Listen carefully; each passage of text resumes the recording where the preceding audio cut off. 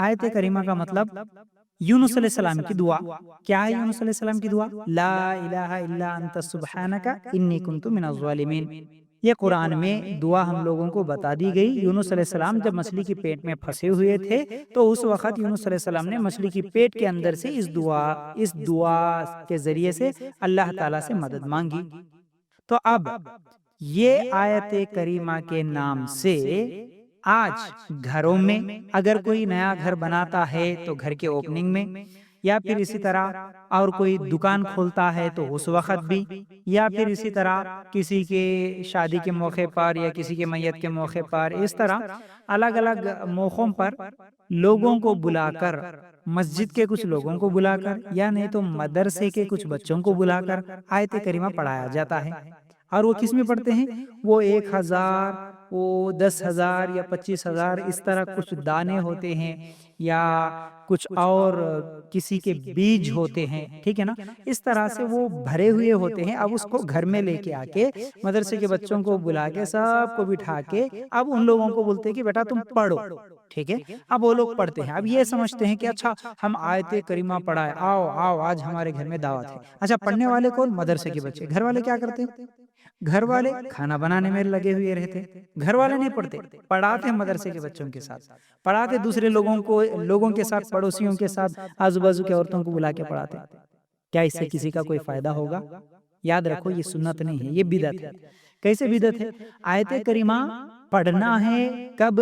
حاکم کی روایت کے مطابق اللہ کے رسول صلی اللہ علیہ وسلم نے بھی کیا فرمایا کہ اگر کوئی کسی مصیبت میں پھنسا ہوا ہو اس وقت یہ لا الہ الا انت سبحانک انی کنت من الظالمین اگر یہ پڑھے تو اللہ تعالیٰ اس کو اس مصیبت سے نکال دے گا۔ تو جو مصیبت میں پھنسا ہوا ہے وہ خود پڑھے، لیکن دوسروں کو بلا کے پڑھانا یا اجتماعی شکل میں لوگوں کو ایک جگہ جمع کر کے پڑھانا، یا نیا گھر بنا کے گھر میں داخل ہوتے وقت پڑھانا، یا مدرسے کے بچوں کو بلا کے پڑھانا، یا پڑوسیوں کو، عورتوں کو بلا کے ایک جگہ جمع کر کے پڑھانا، یہ سنت سے ثابت نہیں ہے۔ کبھی صحابہ اور صحابیات جن کے گھر بنائے جاتے تھے اس وقت ہو، یا کسی کے گھر میں کوئی مشکل مصیبت ہوتی ہے اس وقت ہو، کبھی اس طرح صحابہ ایک جگہ جمع ہو کے نہیں پڑھے۔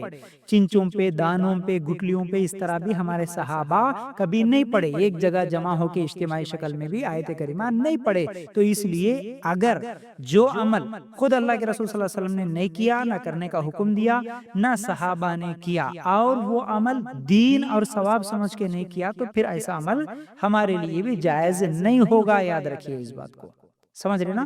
تو پھر یہ آیت کریمہ کیا ہے؟ بدعت ہے، اس سے کوئی ثواب نہیں ملنے والا۔ اب لوگ یہ سمجھتے ہیں کہ نہیں ہم تو قرآن ہی پڑھ رہے ہیں نا، اس میں کیا غلط ہے؟ ہاں آپ قرآن ہی پڑھ رہے ہیں لیکن طریقہ غلط ہے نا۔